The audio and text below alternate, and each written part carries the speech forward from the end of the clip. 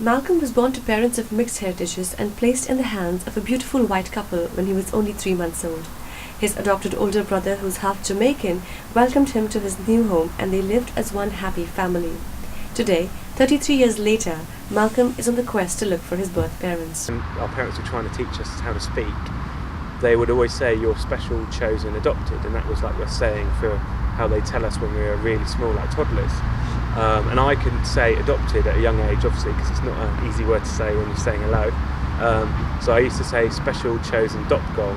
I looked into finding my birth parents really because more on the hereditary diseases and things like that. I wanted to know what I need to look out for in the future. If I'm to have children of my own, what do I need to be wary of? I went to Birmingham, took a train up to Birmingham, went to the library to look at the electoral rolls because I had her name and the address back then. I traced that back through the years, then kept on searching under the name with various websites. I looked at other addresses as well, and finally found her, and then went to the registry office to get her birth certificate, her marriage certificate. Also was able to get the birth certificate of the children that she had as well. So I know I've got a younger sister and 2 younger brothers, but I'm not sure if they know that I exist. That's my approach now, is I will write to them, but I've got her address, and like I've shown you, I've got a picture of the house she lives at on Google Maps, but I won't turn up unannounced and just knock on the door and say, "Hi Mum, I'm here," because it's just too much of a shock.